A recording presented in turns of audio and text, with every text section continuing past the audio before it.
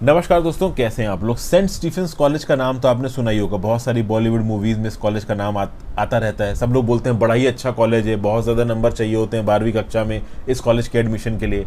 और ये Saint Stephen's college Delhi university से एफिलिएटेड है।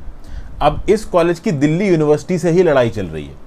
और मैं बता दूं, सेंट स्टीफेंस कॉलेज थोड़ा कंट्रोवर्सी में इसलिए रहता है, मतलब पहले रहा है कि भाई ये क्रिश्चियंस को रिजर्वेशन देते हैं, धर्म के आधार पर रिजर्वेशन इस कॉलेज के अंदर 50% सीटें सेंट स्टीफेंस कॉलेज के अंदर क्रिश्चियंस के लिए रिजर्व्ड हैं। और क्रिश्चियंस में भी अलग अलग डिनोमिनेशंस के लिए, जैसे कि church of the north India से एफिलिएटेड क्रिश्चियंस के लिए कुछ रिजर्व्ड हैं, कुछ दिल्ली डायोशियन ट्रस्ट एसोसिएशन के लिए रिजर्व्ड है। मतलब बेसिकली आप समझ लो कि 100 सीटें हैं अगर सेंट स्टीफेंस कॉलेज के अंदर, तो 50 क्रिश्चियंस आएंगे और बाकी जनरल कोटा में जाएंगे। अच्छा, जो बाकी जनरल कोटा में भी जाएंगी उसमें से भी SC ST के लिए 17% सीटें हैं और लगभग 83% बिल्कुल ओपन कैटेगरी में जनरल के लिए एग्जाम होता है।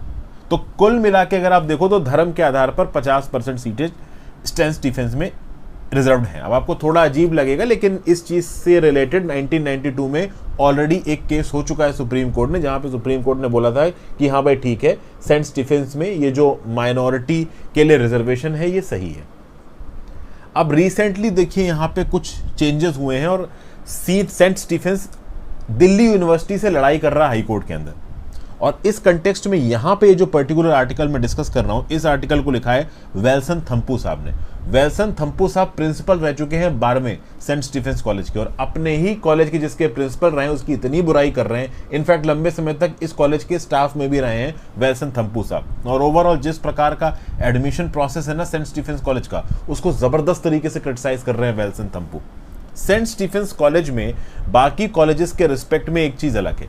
दिल्ली यूनिवर्सिटी के जितने भी कॉलेज थे ना, उनके एडमिशन 12th के नंबरों के आधार पे होते थे।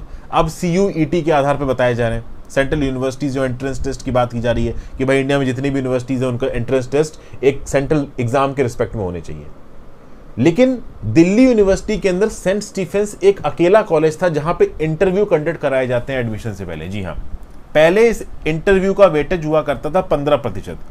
बाद में जो 12वें प्रिंसिपल थे वेल्सन थम्पू साहब ने, जब ये प्रिंसिपल थे तो इन्होंने इंटरव्यू का जो वेटेज था वो 15% से 10% कम करवाया। और इस पर्टिकुलर आर्टिकल में वेल्सन थम्पू साहब सीधे सीधे इल्जाम लगा रहे हैं सेंट स्टीफेन के एडमिनिस्ट्रेशन के ऊपर। और ये कह रहे हैं कि अगर आप आर्टिकल 30 की बात करो, specifically article 30 clause 1 of the constitution of India, जिसमें लिखा हुआ है rights of minorities to establish and administer educational institutions. All minorities, whether based on religion or language, shall have the right to establish and administer educational institutions of their choice। मतलब कि एक minority, चाहे वो religious minority हो, धर्म के आधार पे हो, चाहे वो भाषा के आधार की माइनॉरिटी हो, वो एक एजुकेशनल इंस्टीट्यूशन चला सकता है, उसको मैनेज कर सकता है, एडमिनिस्टर कर सकता है। लेकिन इसके चक्कर में ये माइनॉरिटीज कभी कभी कुछ इस प्रकार का टेंडर दिखाती हैं, ऐसा ऑथर यहाँ पे बोल रहे हैं वेल्सन थम्पू, जो कि उल्टा पड़ जाता है। और ये बेसिकली क्रिश्चियनिटी के रिस्पेक्ट में ज्यादा बताया जा रहा है। इस पर्टिकुलर आर्टिकल में बेसिकली जो क्रिश्चियनिटी से रिलेटेड कुछ जो एजुकेशनल इंस्टीट्यूशंस चलाए गए उनके ऊपर सवाल उठाया जा रहा है। सबसे पहले तो यहाँ पे केरला की बात की गई। केरला के अंदर जो चर्च ऑफ साउथ इंडिया है, वहां पे मेंबर्स हैं साउथ केरला डायोसीस के। इन्होंने क्या किया कि एक मेडिकल कॉलेज खोला, और चूंकि वो मेडिकल कॉलेज का क्रिश्चियन कैरेक्टर था तो वहां पे ऑब्वियस सी बात है कुछ अमाउंट ऑफ स्टूडेंट्स क्रिश्चियनिटी के भर्ती होंगे। अब 2019 में ये जो चर्च ऑफ साउथ इंडिया है, इसके बिशप और कबाल ने कुछ ऐसे एस्पिरेंट्स को एडमिशन दे दिया 7.5 करोड़ रुपए लेके जो इनएलिजिबल थे। मतलब गलत झांसा देके उनको मेडिकल कॉलेज में बोला कि एडमिशन करवा देंगे, बाद में एडमिशन हुआ नहीं। तो वो बच्चे कहाँ चले गए? हाई कोर्ट ऑफ केरला में चले गए। बिशप को पकड़ा गया। बिशप ने बोला 7.5 करोड़ रुपया दे दूंगा, लेकिन जो 7.5 करोड़ रुपया बच्चों से लिया था वो तो खत्म कर चुके थे। तो बोला कि चर्च के फंड से पैसा दे दूंगा। तो चर्च के फंड ने बिशप को और उसके फॉलोवर्स को निकाल दिया कि भैया तुम्हारे फ्रॉड का और स्कैम का पैसा हम चर्च के फंड से नहीं देंगे। मतलब कि यहां पे माइनॉरिटी राइट्स के बेसिस पे गलत मैनेजमेंट हुआ, और कुछ ऐसा ही गलत मैनेजमेंट सेंट स्टीफेंस कॉलेज के अंदर हो रहा है, ऐसा यहां पे थम्पू साहब बोल रहे हैं। इनका क्या बोलना है? इनका ये बोलना है कि 1990s में जब ये फैकल्टी स्टाफ में थे, उस समय पे इन्होंने एडमिशन के प्रोसेस में पार्टिसिपेट नहीं किया। क्यों नहीं किया? क्योंकि इनको पता था कि एडमिशन प्रॉपर तरीके से, फेयर तरीके से नहीं हो रहे हैं। इन्होंने तो ये तक बोल दिया है यहाँ पे वेल्सन थम्पू ने कि भाई ये जो कहा जाता है ना कि सेंट स्टीफेंस में बहुत अल्ट्रा कह लो शार्प टाइप के बच्चे एडमिशन लेते हैं, बहुत ज़्यादा पढ़े लिखे बच्चे और बहुत ज़्यादा एलीट माइंड के बच्चे एडमिशन लेते हैं, ये सब बेकार की बातें हैं। जितना बड़ा नाम है सेंट स्टीफेंस कॉलेज का, उसका एकेडमिक कैलिबर इतना नहीं है। सोचिए, बड़ी बात बोल दी है। मतलब सेंट स्टीफेंस का जितना नाम है कि इसमें पहुंच गए तो आप बहुत होशियार हो गए, ऐसा कुछ भी नहीं है, क्योंकि एडमिशन प्रोसेस में कुछ गड़बड़ है। ये ओपनली यहाँ पे वेल्सन थेम्पू बोल रहे हैं। अब क्या गड़बड़ है, इनका ये बताना है कि मान लो पूरे एडमिशन प्रोसेस में 15% इंटरव्यू को वेटेज दिया जाता है, और आप मान लीजिए 98% अगर बोर्ड का कट ऑफ है, अभी CUET की बात नहीं हो रही, 98% बोर्ड का कट ऑफ है। अब ओवरऑल मान लीजिए कि 98% से ऊपर के जितने भी बच्चे सेलेक्ट हुए, मान लो एक ऐसा इंडिविजुअल है जो बोर्ड में 100% नंबर लेके आए, दूसरा 98.1% नंबर लेके आए, तो इंटरव्यू के मार्क्स में अगर 2 नंबर का भी फर्क हो जाएगा ना, तो भी 98% वाला सेलेक्ट हो जाएगा और 100% वाला बाहर हो जाएगा। भले ही 85% वेटेज आप किसको दे रहे हो, 12th के मार्क्स को दे रहे हो। मतलब कहीं ना कहीं ये जो इंटरव्यू का प्रोसेस बनाया गया है सेंट स्टीफेंस कॉलेज के अंदर, इस प्रोसेस को इसीलिए बनाया गया था कि सेंट स्टीफेंस का एडमिनिस्ट्रेशन अपने मन मुताबिक तरीके से जिसको एडमिशन देना चाहे दे, जिसको ना देना चाहे ना दे। And by the way, this is a big allegation on Saint Stephen's. अब ये वेल्सन थेम्पू ने एलिगेशन लगाया क्यों है? एक्चुअली में भी रिसेंटली हुआ ये है कि सेंट्रल यूनिवर्सिटी एंट्रेंस टेस्ट को इंट्रोड्यूस किया गया, CUET। तो इंडिया की जितनी भी सेंट्रल यूनिवर्सिटीज हैं उनको इस टेस्ट स्कोर को फॉलो करना है, और इस टेस्ट स्कोर के आधार पे आपका एडमिशन होगा। अब ओवरऑल दिल्ली यूनिवर्सिटी ने नए नियम कानून निकाल दिए, बोला कि भाई CUET के हिसाब से हम एडमिशन लेंगे।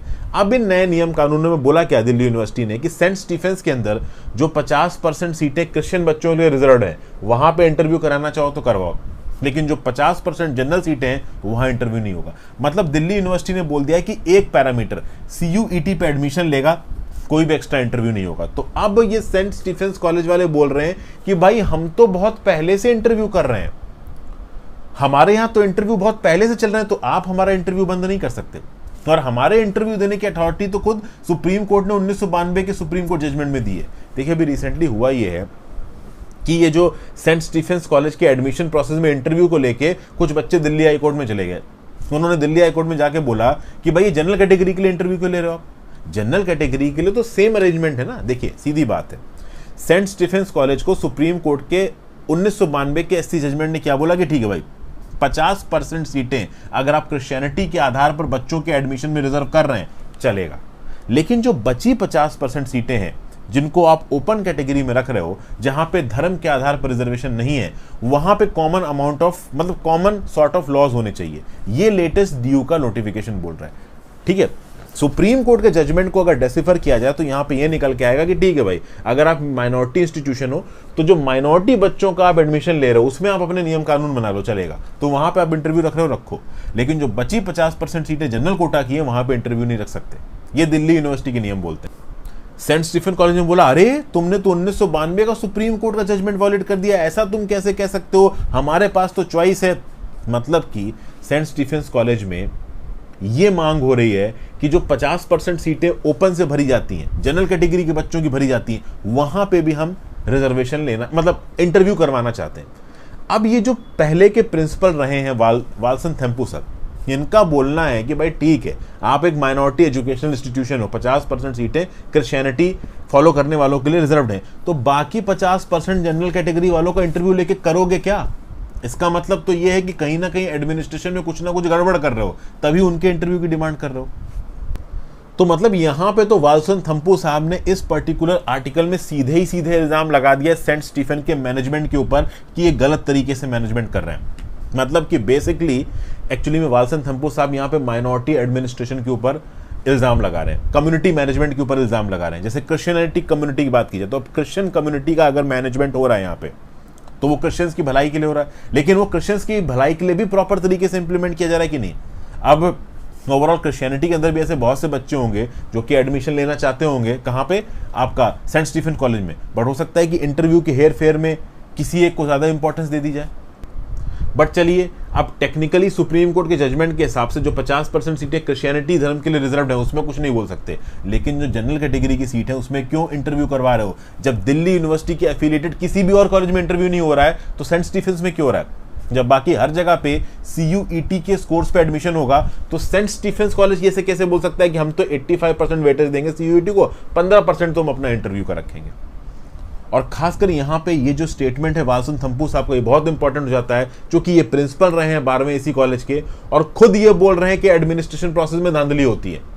तो जब एक सर्व्ड प्रिंसिपल ऐसा बोल चुका है, तो इस केस में दिल्ली हाई कोर्ट का जजमेंट मोस्ट प्रॉब्ली इसी फेवर में जाना चाहिए कि ये जो इंटरव्यू का प्रोसेस है जनरल कैटेगरी के बच्चों के लिए, जिसको दिल्ली यूनिवर्सिटी के द्वारा हटा दिया गया है, ये हटा ही होना चाहिए। सेंट स्टीफन कॉलेज की बात नहीं माननी चाहिए। इनफैक्ट दिल्ली यूनिवर्सिटी ने तो साफ साफ ये बोल दिया है कि अगर Saint Stephen college general category के बच्चों के लिए भी इंटरव्यू करवाता है तो हम इंटरव्यू प्रोसेस को मानेंगे ही नहीं, बच्चों के एडमिशन को वैलिडिटी ही नहीं देंगे। तो इस बात को लेकर सेंट स्टीफेंस और दिल्ली यूनिवर्सिटी के बीच में दिल्ली हाई कोर्ट में एक लीगल बैटल चल रहा है। अब इस लीगल बैटल का क्या रिजल्ट निकल के आता है वो तो आगे आने वाले समय में ही पता चलेगा। आई होप आपको यहाँ पे ओवरऑल चीज़ें समझ में आ गई हो, उस टॉपिक का जो बेसिक डिटेल है वो समझ में आ गया हो। अगर आपकी कोई राय है ओवरऑल ये जो माइनॉरिटी एजुकेशन के एडमिनिस्ट्रेशन को लेके, तो वो नीचे कमेंट बॉक्स में आप मुझे जरूर दीजिए। Thank you for watching friends. Video को लाइक और शेयर करके जाइएगा, इंस्टाग्राम पे फॉलो कर लीजिएगा, टेलीग्राम ग्रुप ज्वाइन कर लीजिएगा। आई होप कुछ ना कुछ यूजफुल आपको जानने को मिला हो। Have a great day friends, goodbye. हो सके तो ज्वाइन और सुपर थैंक्स का ऑप्शन दबा के